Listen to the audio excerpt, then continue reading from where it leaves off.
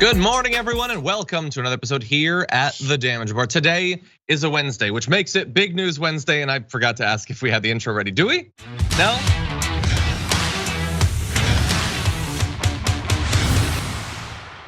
What I love about that is I go to ask, and Sophie's like, oh, I don't think so. And Brandon, the director's like, yeah, no, of course I've got it. Boom, instantly. See, I should have just had faith. Anyway, I should have had faith. What I do have is Jayar Jackson. Jayar, how's it going? Welcome to Big News Wednesdays at TDR. John, you can call me Faith, you can call me Jayar. It's all good. As long as we got the intro ready to go. You know what? Brandon's just on top of things. He understands the day, he understands the importance, and therefore he's prepared to go. Let's keep it real.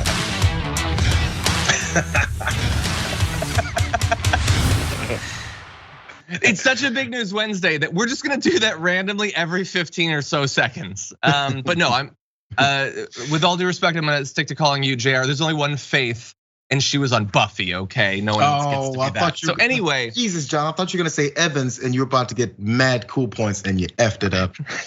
I actually got negative, but sure, Faith Evans too.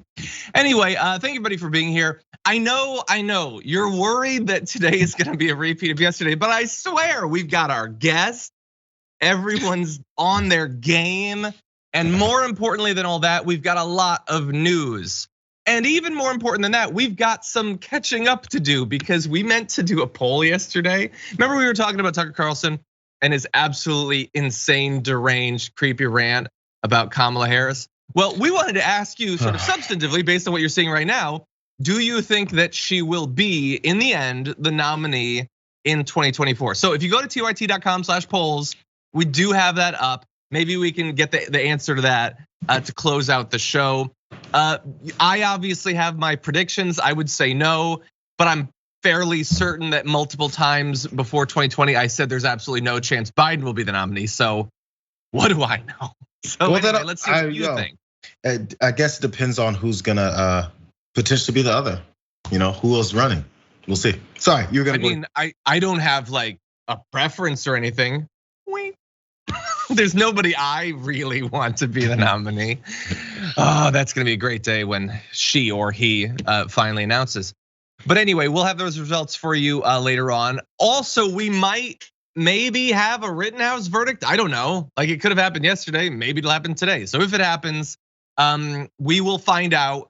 Ironically, probably from you, and then we'll talk about it and give you our opinions. But with all that said, we got so much to talk about because it is a big old packed Big News Wednesday. So please hit the like button, share the stream if you haven't already. And Jayar, with that, are you ready to talk about some stuff? Ready. And this story has no relation to what I was cryptically saying about my preference for 2024. So let's jump into this. Why go after him? Yes. Because he made threats, suggestions about harming a member of Congress. That is an insult, not only an endangerment of that member of Congress, but an insult to the institution of the House of Representatives. We cannot have members joking about murdering each other, as well as threatening the President of the United States. So that was Speaker Nancy Pelosi talking about the fact that later on today, the House will be voting to censure Republican Representative Paul Gosar.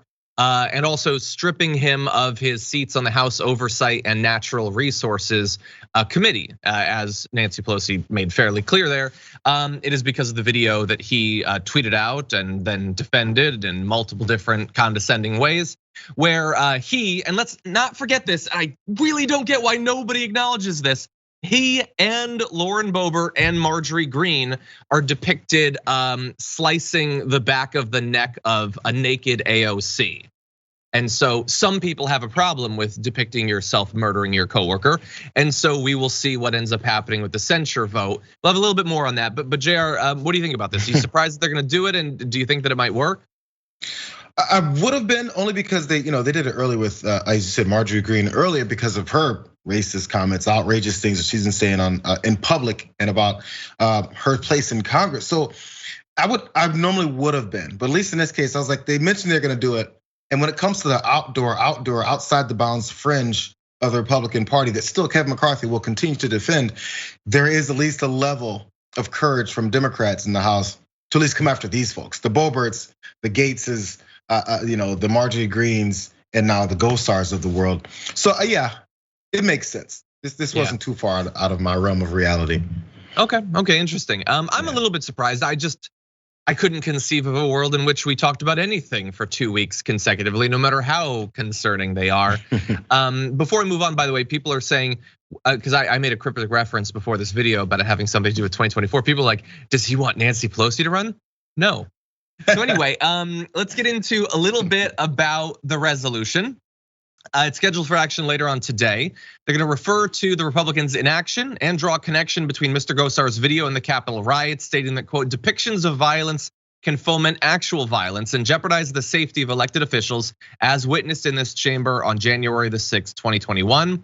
They go on to say violence against women in politics is a global phenomenon meant to silence women and discourage them from seeking positions of authority and participating in public life, with women of color disproportionately impacted. I like that they're acknowledging that in this. I think, look, if we were to go back over the last few years of the incessant attacks against mainly members of the squad. So AOC, like they talk constantly about her, but also people like Ilhan Omar and Rashida Tlaib have been targeted quite a bit as well, Cori Bush too. And all too often, nobody other than their close supporters have stood up for them, including Democratic leadership. We can debate, would they have done this if Biden hadn't been in the video? I'm not sure, but good. If you do a good thing, I will say good, thank you, and I will not forget the times when you did not do what you should have done. I was thinking the same thing, whether or not because Biden was in it, then it became this bigger thing that allowed the rest of the House to come around and coalesce around this. But this is the thing. They point out there in that one statement that it also disproportionately, like it ends up affecting women of color more. They know things like this. So as women of color, especially the newer members of Congress that tend to be more progressive, are in, and then these kind of things happen, the threats and the approaches that happen to the way that they're happening, many times things aren't done, which tells us they know how it works from this statement here. They know that it's dangerous, but they don't always do something about it. So why not? We wonder if they know what they're not doing, but they do. They know what they're not doing when they're not doing it. So the reasons they do it in this particular instance means something else pushed them over this edge. And I guess it's for us to speculate now. Exactly. Well, I want to give you updated responses for what's been happening in this process from both Representative Alexandria Ocasio-Cortez and Paul Gosar. AOC said it's been well over a week. He not only has not apologized, he not only has not made any sort of contact or outreach, neither he nor the Republican leader, Kevin McCarthy, but he's also doubled down by saying that I am somehow, representative of undocumented people. And again, if we're compiling a list of things to not forget about this, that don't get talked about enough, yes, he was targeting AOC. That's the main thing. Yes, he included Lauren Boebert and Marjorie Greene also being the person who kills AOC. Oddly enough, they chose to use an anime where the woman AOC would be is naked for some reason. But also, they depicted hordes of immigrants coming towards the US in an anime context where those things need to be killed. So it is not just violence against a woman of color, a representative of the United States, but also implying the need for violence against virtually limitless potential immigrants who might try to cross over into the United States. Now, on the vote, she says, in a perfect world, he'd be expelled. We are not in a perfect world, so censure and removal from committee, I believe, is appropriate. She also said that Gosar and other Republicans are essentially using a national platform to legitimize threats of violence on lower levels and on the local levels to intimidate people from participating in our democracy. I believe this is part of a concerted strategy. It 100% is. It always comes back to the threats. It's Madison Cawthorn's threats. It's saying we might need to do it again in DC. It's Mike Flynn getting given a gun and saying, maybe I should go to Washington with this. It's the people threatening school boards. It's just constant. And the issue isn't just that Paul Gosar did it, knowing exactly why he was doing, what message he was sending. He goes more than a week now without ever even talking to her, explaining anything. Well, then he is telling you, no, I like the message that came out of this. People think I was threatening her life. I don't have a problem with that. I'm not even gonna give her the minimal respect necessary to sit down with her. And like, obviously you would apologize. He's not gonna do that, clearly, but he won't even talk to her. Further, by the way, crystallizing that this is a guy who not only is so disgusting and free of substance that he thinks that American politics should be reduced to just constant threats of political violence, but he doesn't have the courage to even look AOC in the eye as he's doing it. Well, that's the way it's supposed to work. And by the way, as far as apologizing, Jesus, apologies is something that would take away all of the effect that you had then on your foot soldiers. Now, if you understand that your audience, your crowd, your supporters tend to lean towards violence for some reason that you just can't figure out, if you actually cared about the result not happening, what they say, oh, I was just joking, they'll say a lot, that's really not gonna happen. These people are hyperventilating over nothing. Things have happened. We've seen them happen in multiple instances. It's not like it's just January 6th where these kinds of MAGA supporters have been out and been violent. They've been that way since this guy started running. So when you've been the next level of MAGA, which is what the guys like Gosar is here, you've taken on that same group.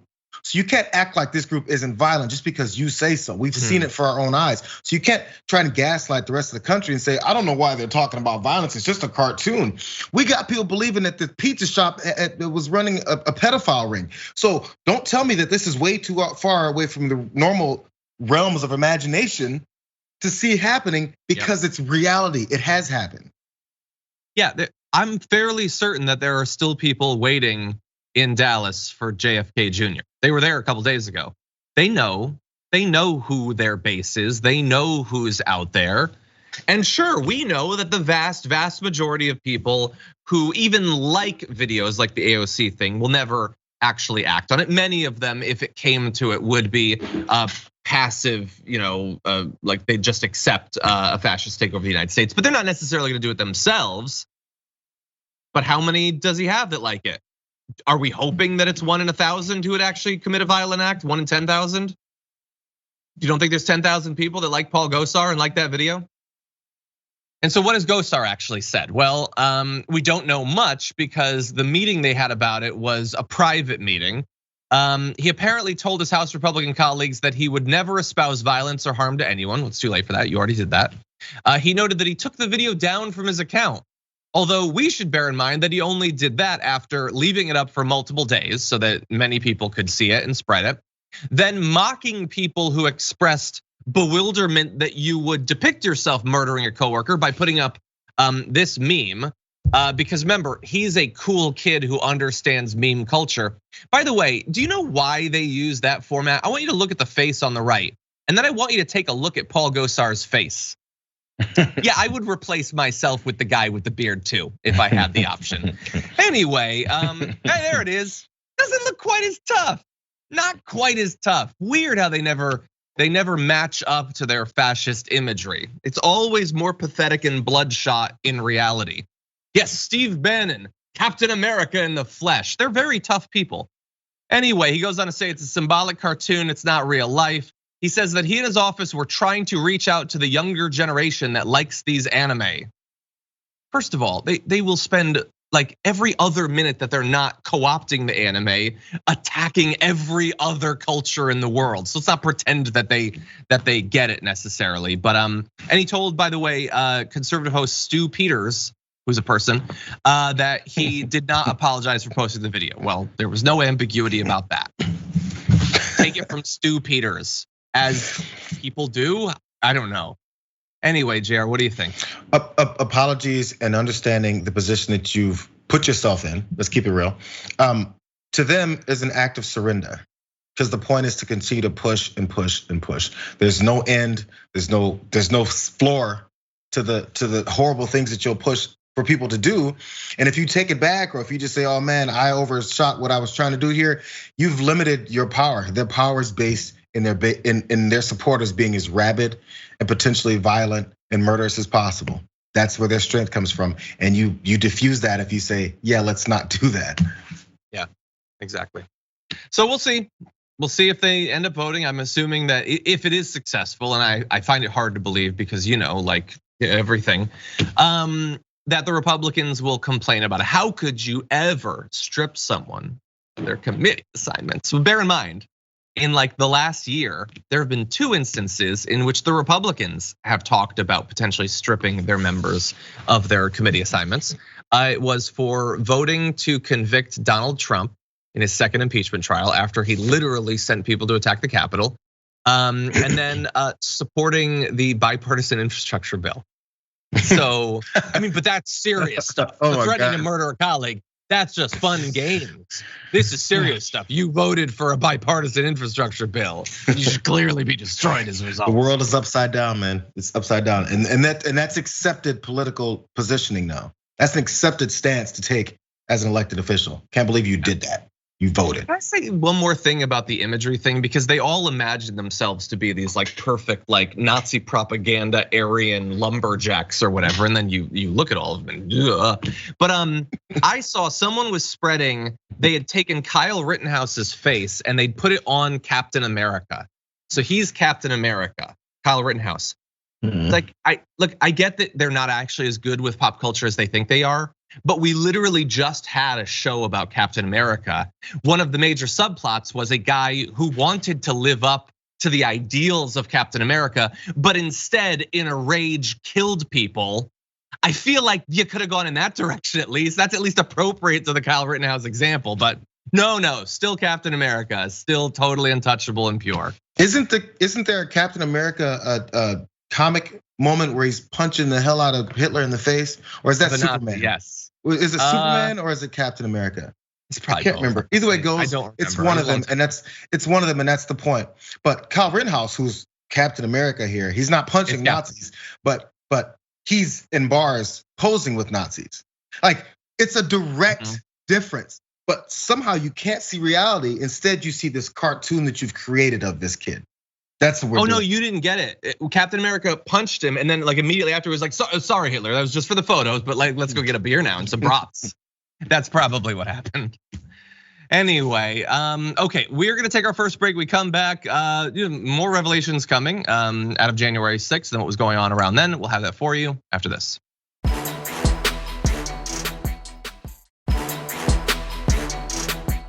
Okay, with that, hey. It's a crazy story. I'm gonna get a T-shirt made.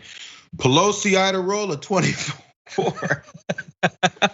Oh my God, I saw someone like had screen capped Hassan on a stream was wearing like, it was like Cuomo Fauci 24. And they were like, oh yeah, he's a lefty, right? He's not being serious. What's wrong with people? God, the only faith was on Buffy, and the only faith remaining is bad faith. Okay, everybody is in bad faith. Evans, John, Evans, not Buffy. Also Jesus. Evans. But anyway, with that, let's talk about some crazy news. We are finding out even more about what was going on around January 6th, the run up to the inauguration, from the book Betrayal, the final act of the Trump show by ABC News' Jonathan Karl. He's got more that we need to discuss that he should have discussed back when it was happening, but he held it, so this is when we're gonna talk about it. So he says that Mike Flynn and Sidney Powell, reached out to Ezra Cohen, a senior intelligence official, in the days following the election to urge him to help the Trump administration stop Democrats from, quote, stealing the election. Okay, well, so far so normalized crazy. They didn't want the election to be stolen or whatever, but it gets way crazier. Flynn called Cohen while the intelligence official was overseas in the Middle East and told him to return to the US, saying an epic showdown over the election results was imminent. Okay, so far, just moderately more crazy. Cohen received another call shortly after from Powell, who told him that then CIA Director Gina Haspel was detained in Germany trying to destroy a computer server the attorney claimed contained evidence that would prove the 2020 election was stolen. Powell urged Cohen to have the Defense Department send a special operations team in and, quote, get the server and force Haspel to confess. Okay, so Gina Haspel, who was the CIA director, decided to send herself on a covert mission to destroy a server and got injured in that effort and was being detained. So she wanted the Department of Defense to send special operatives to get her and make her admit that she was gonna destroy this server. that proves the election was stolen, that was for some reason in Germany. Look, honestly, I've been trying to come up with cool plot lines for spy novels, and this is better than anything I have yet. So kudos to Sidney Powell. I was just thinking that they've watched way too many 90s, I was gonna say 80s, 90s action films. I think that's the problem, because there's way too much of that bad guy walks around with a cut off shirt on and he's got cuffs on his wrist with spikes on them. And if you electrocute him enough times, he wakes up and gets stronger. That's Joe Biden. This is the world that we're living in now, right? Remember those movies? Those were the bad guy gets stronger when you shoot him. You shoot him 4 times and he gets stronger. That's true. It's like when you knock out Hulk Hogan. It's like that just energizes him more. Anyway, it's crazy. It's crazy. He went overseas, got busted. We have an epic showdown. Is that how you talk when you talk about national security former advisors, and then people high in the intelligence committee are supposed to race back because we have an epic showdown that I'm creating in my brain? Yeah, I don't know. I just wish they'd had Jean-Claude Van Damme on hand to send, but apparently they didn't. So Powell claimed that this server that, again, the CIA director went to destroy. She didn't like send agents or soldiers or one of the other foot soldiers of the deep state. She went herself. The server had proof that hundreds of thousands, maybe millions of votes had been deliberately miscounted to deliver a win to President Joe Biden. This is, you'll be shocked to find out, an unfounded theory that was gaining traction in QAnon conspiracy theories. But this is how awesome our government was. It was like a 3-minute gap between some weirdo on 4chan coming up with something and putting a Q below it, and then a lawyer has the phone number of a senior intelligence official to spread the conspiracy theory to. Why does Sidney Powell have any of these numbers? But she does, because she was working for Donald Trump. Anyway, Cohen thought Powell sounded out of her mind. I don't know why. He thought she was crazy, I guess. And he quickly reported the call to the acting defense secretary. In a statement to Reuters back in December 2020, CIA spokesperson Nicole Wallace said the theory was, quote, the most absurd inquiry I've ever addressed. I'm happy to tell you that Director Haspel is alive and well and at the office. She's not descending into a volcano lair that has like the Dominion servers. Powell did not immediately respond to insiders' requests for comment for some reason. I don't know. I can't figure it out. I mean, there's probably a lot to say. This is why you can't. Maybe this is a bit of a side conversation, but this is why you can't participate or conduct debates with people who are deep in this type of thought. What are you gonna talk about? What are we gonna discuss?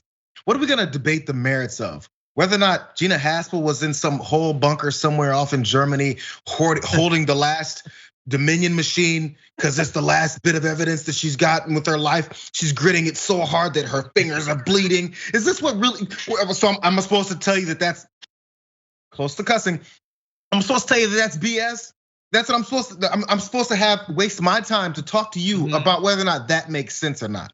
Or am I just supposed to say, hey, go back and watch your cartoons and let adults go and handle some adult business over here? Which one am I supposed to do? Am I supposed to waste my time? If you think that they might be back in power. I love the idea though. I love like Gina Haspel, like she's in the volcano lair. She's got the server.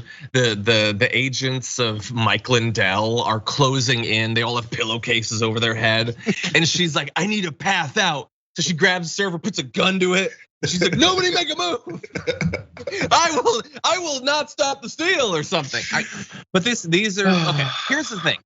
This is fun, I guess, but this is a story about Sidney Powell and Mike Flynn, and the Sidney Powell part is more obviously crazy. It's not actually the most potentially dangerous part of this. So let's turn now to Flynn. So Flynn, according to, again, this is coming from Jonathan Karl, urged Cohen that, quote, he needed to get orders signed, that ballots needed to be seized, and that extraordinary measures needed to be taken to stop Democrats from stealing the election. As Flynn ranted about the election fight, Cohen felt his old boss sounded manic. He didn't sound like the same guy he'd worked for. So let's be clear. He was talking with a senior intelligence official saying they needed to take control of the ballots, which sounds oddly like what the Germans had been doing, since they're the ones trying to hide all this. They need to sign things. They need to take extraordinary measures to stop the Democrats from taking over. Now, Cohen supposedly fought back.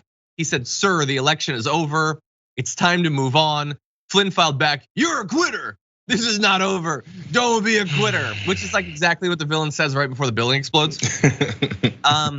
So look, Sidney Powell is even crazier, but again, she was working for Trump. Flynn got pardoned by Trump like less than a month before then. Like they were still very closely tied together. He wanted him back in government. He's pressuring senior government officials to effectively help them steal the election. And so this makes me feel that the stuff we found out about the acting defense secretary yesterday that we were talking about him trying to stop them from deploying the military that were up to the election, like there was this like full court press on anyone in a position of authority, and especially who was in charge of guns, to stop Joe Biden from becoming president. If you think that these are all too outlandish stories to understand and believe, maybe you may think that because Jonathan Karl, as you mentioned from the top of this, didn't say it then, but then wrote it in a book. Fine, I get that. But if nothing else, the proof is behind the way Donald Trump continues to act to this second. Is he still talking about it? Is he still saying it's stolen? Is he still saying that he should be reinstated as president of the United States? Is Mike Lindell about to have his 7th special to uncover all the facts? Because they're doing the same thing. So you can write it off and say, hey, no, how could you believe any of this possibly happened? Could you believe that it's still happening now? Because it's happening right in front of you. And we're still having to discuss whether or not it's real or not with people who are supporting and believing it and giving this guy money to continue to push these lies. So you don't have to believe the past. How about believe the present? Because then after this becomes the past, you're gonna go, yeah, I remember you guys back in November were talking about how Donald Trump is still sitting back and making up stories. It's happening. Believe it now. Yep, you're 100% right. It is still. There are Congress people this morning going on shows saying the election was definitely stolen. And again, I know everything's been normalized. Everything's been normalized. That's not how it used to work, that a year after an election, they would just be claiming as a fact that the election was stolen. And then, by the way, using it as justification to call for potential civil war. So we'll have that video for you tomorrow. So definitely stay tuned.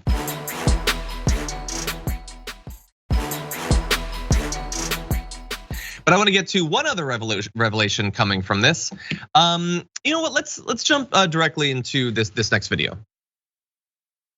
There was a sense for most of the staffers that this was at the very least a political disaster. There was one big exception though. Kayleigh McEnany was as you know, the press secretary, and Trump was having a meeting with his political team in the Oval Office and was being presented with numbers, this is in the spring, showing that his reelection chances were looking grim, primarily because of what was happening with COVID. And he said, no, bring in Kayleigh. And Kayleigh comes in and she said, Kayleigh, tell him what you were just telling me. And Kayleigh McEnany tells the president of the United States, I think you're going to win, sir, and I think you're going to win because of COVID. And then she explained that the biggest weakness that they had in the midterms was health care. And now with COVID dominating the news, the Democrats wouldn't be able to talk so much about health care. Health care would be less of an issue. So, I mean, you have to get your head around this, but she was saying that because of the greatest public health crisis of our time, of the last century, they wouldn't have to talk so much about health care, and therefore he was going to win. To be fair, Kayleigh McEnany was not hired to be a political advisor necessarily, so maybe her advice doesn't have to be that good, but that is what she told Trump. And look, does that reflect poorly on Kayleigh McEnany? Obviously, yes. But she was called into the room by Trump to say it again. He'd already heard that nonsense. He was like, I would like a second helping of that, please. Yes, I think it makes sense. With a pandemic ravaging the country, people won't be thinking about healthcare. You know what? Next time, I can only hope that dinosaurs are released across America so people will stop thinking about being consumed by massive lizards. I need this sort of distraction. But they were convinced that was true, Jayar. Every time you hear stories like this, this is where my brain goes.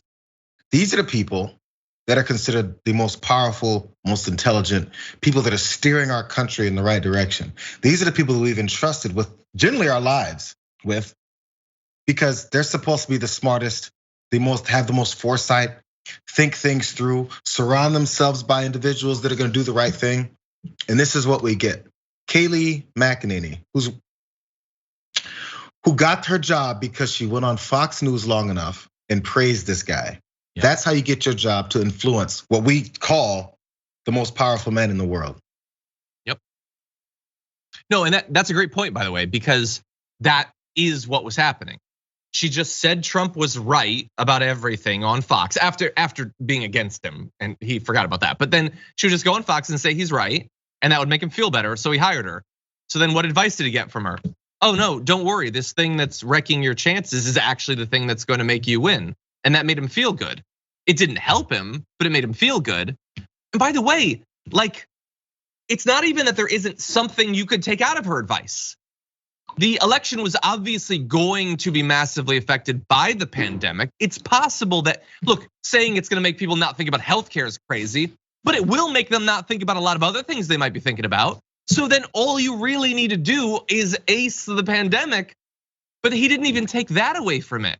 He apparently accepted the election will hinge on the pandemic. So I'm gonna half-ass it the whole time. I'm not gonna do anything. You know why? And he's shocked that he lost.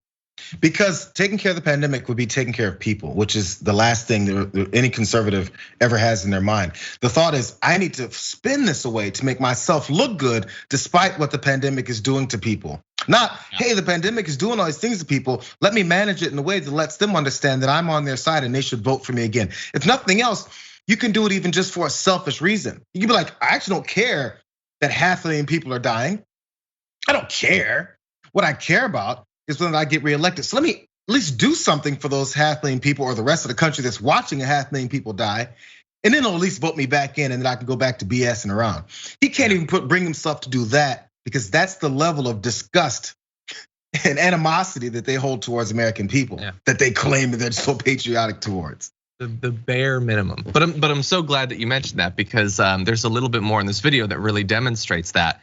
So Jonathan Karl is gonna talk about a story of a staffer who, back during the initial months of the pandemic, raised concerns about doing an indoor rally for the election, particularly because this staffer had a pre-existing condition. Well, you know how this ended. Trump decided to have the rally anyway, and here is what Jonathan Karl says. Now that the rally was over, the president was back in Washington complaining bitterly that more people had not shown up. Well, his campaign worker was stuck in Tulsa, lying in a hospital bed, thinking his life was about to end. My first question is, how is this staffer? And my second is, what did his own inner circle feel about Donald Trump's indifference to the pandemic? Well, the staffer eventually recovered and went back to Washington and remains a faithful supporter of Donald Trump. One other thing about that rally, in addition to the staffer that was left behind in a hospital, the others that tested positive but were not that sick, they tested positive, had COVID, they were told to get rental cars and to drive back to Washington. And one car, at least that I was informed about, had 3 COVID positive staffers in a rental car driving the 1,000+ miles back. God knows stopping where, gas refills, food. I mean, you're supposed to quarantine. You're supposed to self-isolate to keep from spreading the disease to others. Yeah, so they didn't care about this caravan of sickness they were gonna send across the country. And the saddest part for me, Jayar, is that staffer is like enthusiastic supporter of Trump. The staffer was scared about what would happen. Exactly the worst thing happened. They went to the hospital, nearly died, and still Trump's the best. MAGA. I don't understand it. I don't understand it. You know what? A lot of times when people follow these kinds of leaders that have nothing but death upon their result of their leadership, you think, man, at least they're charismatic. I can get it. Oh man, he really went for that con man because that con man started so nice and love bombed them, and then they feel good about themselves. Maybe he does that stuff personally with people.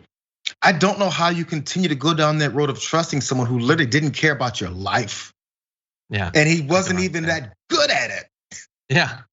No, he could at least be good. I don't get, I mean, I guess what else he is supposed to do? They know that Trump is the party for the next decade or so. I don't know, so sad. If I had a vision that like Bernie was gonna like try to strangle me to death. And then he comes to the studio, I meet him, and he goes for my throat, and then finally releases me. I wouldn't be like, can I contribute to your campaign? But some people don't have the self-preservation or the self-respect.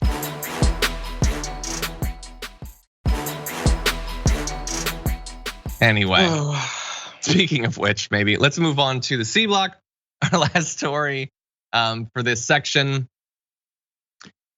Chris Christie has got a hell of a PR team, I have to assume, because he's everywhere in the media recently. And for the most part, there's been very softball coverage as well as softball interviews. But sometimes it does get a little bit harder. So take a look at this. You know, the book is called, it's about conspiracies and lies, and you really don't take on Fox News. Why not? Look, because the book was Tucker Carlson because the book. No, I don't watch it, but the book. Are you aware of what he does? Not really. I don't pay a lot of attention to it. It's a book with truth deniers, conspiracy theorists on the cover, and you attack CNN and the New York Times and MSNBC and not Fox. But excuse me, I don't attack them as conspiracy theorists or truth deniers. I talk about bias. And is bias more dangerous to the country than conspiracy theorists? No, but that's the third section of the book where I talk about the movement forward. In the center portion of the book, we talk about the conspiracy theories and the truth denying that went on with things like QAnon, Pizzagate, the election situation, John Birch Society, and that's what I talk about. There's two sections of the book, and I'm sure accidentally you're conflating them. I'm not conflating them, but I don't think I don't think it's an intellectually honest case to make against conspiracy theories without taking on Fox News. Well, listen, then you can write that in your book. Well, I'm not trying to rescue the Republican Party. I understand. Well, that was pretty good. I mean, I think if you're gonna have him on, I get it. He has a book, and a booker emailed your show because he has a book. He's also Chris Christie. He doesn't hold public office. He hasn't for some time. He's been a pretty horrible guy from a political perspective. So why are you obligated to have him on? Well, if you're gonna have him on, at least point out what he's really trying to do, and not just like the marketing copy on the inner flap of his book. It's not so hard to do that. It's very easy to do that. Someone's trying to get their popularity out and talk about the things that they wrote and also potentially run for president in the next cycle. They have to be prepared to answer the questions. If they're not prepared to answer the questions, why are you trying to get yourself back into public life? Jonathan Karl's going on and doing all this stuff, and I'm annoyed that he wrote the book too. But he's going on at least talking about it. And if someone wants to challenge him, they can challenge him. But he at least has the information that he took and put in the book to say so. If you're gonna go on, she said he attacked CNN, MSNBC, and all these entities. You're gonna go on MSNBC and expect not to get asked about it? That's what was so surprising me, that he was surprised that someone had the nerve to ask him why he attacked them off of their stance. And you sure you can, if something's wrong, attack them. But if they want to bring it up, at least expect them to talk about it and not be so, because it's my book. Yeah, your book sucks. If you want to sell it, let's talk about what's in it then. Yeah, 100%. And not just uncritical. Like, okay, so yeah, it's a conspiracy theories. I'm taking on QAnon. That's like the literal easiest thing to do. Yeah. But he knows he can maybe afford to do that and maybe be the Republican nominee. It's not gonna happen, but he's convinced himself of that. But what about all the more relatively mainstream right-wing conspiracy theories that make up the vast majority of Fox News programming about Great Replacement and COVID conspiracies and all of that? Like, are you gonna take on that? The lies about what's being taught in our schools? No, he's chosen like a very narrow thing that can pitch him as the guy who's embracing the truth, but he's not actually challenging the core of the issues that are facing the Republican Party. Yeah. Because he doesn't, and he knows it. He knows it. That's the thing. He knows it. Chris Christie is not a stupid guy. He's a smart person. He understands how these things work, and they try to tiptoe their way and weave their way through the landmines of the Republican Party to come up with some kind of a self-serving campaign pitch for themselves, while they avoid all the horrible things they helped create. Yeah, 100%. And I will just say he has been on a lot. Aaron Rupar said he was on interviewed by the New York Times, twice on ABC, Fox and Friends, a 1 hour long CNN special, a second interview by CNN. He was on the Daily Show, MSNBC 3 times, 6 times across CNN and MSNBC in like a day and a half, which is crazy. And I get it. He has a book, and that means you get to go on. Well, I have a book that's almost done. It's about a mouse. There's magic. There's swords. I expect my 1 hour special, CNN. Now, yes, my book doesn't really get to the heart of the problems with the Republican Party, but neither does his. And you gave him a special. Mine's at least got interesting characters. There's a crow. Take a look at it. Anyway, okay, Jayar. Oh, by the way, also, Chris Christie was asked in a different interview, one of the many. He was like, well, Donald Trump could potentially be a part of the Republican Party going forward. He just has to stop with the claims about the stolen election. You little wussy. First of all, he's never gonna do that. Second of all, you're still saying you might support him after all this. You are not at all the thing you're trying to brand yourself as. Okay, with that, why don't we take our second break? When we come back, someone wants to stand with Kyle Rittenhouse and the Staples Center has a new name. We'll respond to both of those stories after this.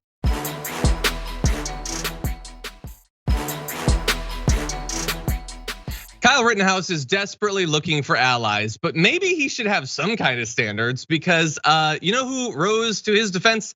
Nicholas Sandmann. Do you remember Nicholas Sandmann? Nicholas Sandmann was the kid who was in that trip to the Capitol, and there was this standoff with these Native American activists, and the big media blow up about it, and then the right declared victory that these kids were awesome and totally didn't do anything wrong in this, and I think that's incredibly debatable. But anyway, Nicholas Sandmann has written an op-ed in the Daily Mail about Rittenhouse, and I want to read a little bit of this because I think it's quite revealing. It says the parallels between me and Kyle Rittenhouse are impossible not to draw. But you don't have to. Why would you do that? He murdered people. Anyway, he says Kyle was 17 years old when he became a household name after that terrible tragedy in Kenosha. Tragedy. Which tragedy? What was the nature of the tragedy? Oh, did he shoot multiple people? Did he go there with a gun and shoot multiple people? Maybe be more specific. And he talks about his thing, blah, blah, blah, at the Lincoln Memorial. He says Kyle was almost immediately labeled a white supremacist and a domestic terrorist. To many, my red MAGA hat clearly meant that I was a racist. No, that was totally unfair. You wear the MAGA hat because you're so open-minded on topics of race. That's why you identify with Donald Trump, of all people. Anyway, he says the attacks on Kyle came from the national news media just as they came for me. They came quickly, without hesitation, because Kyle was an easy target that they could paint in the way they wanted to. And I just want to say, I love some of the word choice in this op-ed. He was an easy target, okay? Not the people he shot. They were not targeted. He's being targeted. Let's see, he goes on to say, he's the target of character assassination. He says, from my own experience, I know that this cannot be easy for Kyle. While I have waited to comment on the facts of Kyle's case until the trial ends, I cannot hold back on the media's public execution of him before the trial is concluded. So he's being targeted, he's being assassinated, he's being executed, not the people that he shot, the multiple people he killed, the other people he shot. So look, Rittenhouse didn't necessarily ask for any of this. This is on Nicholas Sandmann. But I will remind you of what I said when the Nicholas Sandmann thing was going on. I have no idea what's in his heart or in his mind, but I know someone who loves the right-wing media attention they're getting, and he's gonna be looking for that for the rest of his life. I didn't make him stand up in support of a guy who killed a bunch of people and then use a bunch of terminology that implies that the shooter is the one who's being targeted. He decided to do that. So we're gonna keep up our watch of Nicholas Sandmann. We had this big debate across the country. Was he unfairly maligned for what happened on that one day? Perhaps, but we're gonna be watching going forward, and just wait until you see what he is going to say and do to continue being a darling of the right. This is a limited plan about what to do with your clout, because people are always looking for clout these days, especially since you can broadcast yourself immediately and become this figure. So in this case, he wasn't planning it, but he became this guy because he knew he was at a situation and a conflict and decided to stick his face in there with a smug smile the whole time. And after that happened, if you don't like the attention, yeah, you can be forgotten about if you kind of slink back away into normalcy. But if you keep putting yourself as this figure and connecting yourself with this next very divisive figure here in Kyle Rittenhouse, don't complain when people start talking about you again. Oh, and the progressive media is coming after me again. Oh, and look, the woke culture is trying to get me. Look, now the media is trying to get me. CNN, MSNBC coming after me. Hey, nobody says your name until you put your name back out there. Alex Jones was like, oh, suddenly everybody's gonna connect me with what happened to Sandy Hook. Bro, you did that. So yes, you can't get your clout and then not expect any of the pushback from people who are calling out how horrible of a person you are in getting your clout. So take your clout with your criticism. And if you can't, shut up. Yeah, 100%. 100%. You're choosing to do this. And that's what he's choosing to do now. We will see next year when people aren't talking about him again. What is he going to say or do to get them to focus on him? And look, while I think it's ridiculous that you would want to associate yourself with Kyle Rittenhouse, we do have to remember that they live in an incredibly different world, a world where violence against people who disagree with you is like the best thing you can do. It's not unfortunate. They're not saying he defended himself. I really wish he hadn't been there. He shouldn't have had that gun that he wasn't legally allowed to have. He never should have gone there. But once he's there, he gets to defend himself. That is not what they're saying. They love every bit of it and they want more of it. So just bear that in mind. Okay, we are running rapidly out of time for this first hour. So let's turn to something very different. The Staples Center, you can see it right there, has been in LA. It's like a major landmark in LA for some time, right, Jayar? Yeah. Like huge events being held there. I've even gone there to see esports events. Anyway, it's gonna get a new name very soon, by Christmas, in fact. It is going to be renamed the Crypto.com Arena. And my producers were very happy to tell me about this morning because they knew how mad it would make me. Here is a view of the website that I went to. For some reason, Matt Damon is involved with the website. It's Fortune favors the brave. And you know it's a great investment and it's an awesome replacement for money when you have to be brave to use it. Anyway, it's not the Staples Center anymore. It won't be soon, Jayar. It's gonna be the Crypto.com Arena. What do you think? Oh, that sucks. My kid and I always talk about how these, corporate. I told him about corporate sponsorships back when he was like 3 or 4 years old, and why these things are named what they're named. And I guess the groups that we got naming them just are gonna look worse and worse. There's supposed to be a flow with the name, especially when it comes to something that houses sports teams. The Los Angeles Lakers, it just kind of flows, right? And then sometimes it doesn't. If they're naming a team, you have to think of these things. I guess we don't care anymore. It's okay. $700 million will get you a bad name on an arena that we got to say every time now. It just doesn't sound iconic anymore. But we're gonna get used to it, and this will sound normal. Yeah, maybe. You know what? And actually, to that mission, I want to remind you of some of the other names. I mean, after all, the Staples Center is a branding thing. Yeah, Staples are also an object, so it doesn't bother me quite as much. But let's go to some of the other worst arena names out there. There's the Jobbing.com Arena. Yeah. Which that's just uncomfortable. I choose to think of it in wrestling terms, but even so. There's the Enron Field. It has been, yes, it's been renamed. Thank you. I got that. Thank you. But at one point it was the Enron Field. You have this one, the Cheaper Insurance Direct Stadium. That's just, no. Like if you name yourself that, I get it, but no.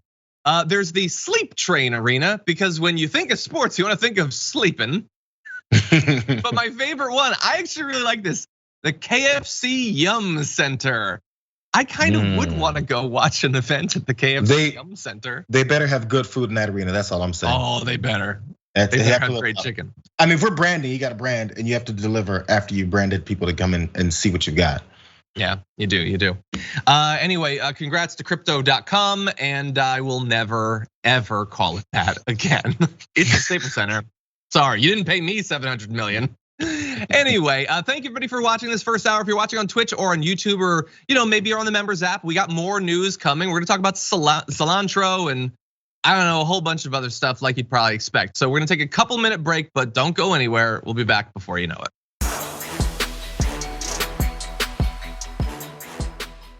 Thanks for listening to the full episode of The Damage Report. Support our work, listen ad-free, access members-only bonus content, and more by subscribing to Apple Podcasts at apple.co/TYT. I'm your host, John Adarola. I'll see you soon.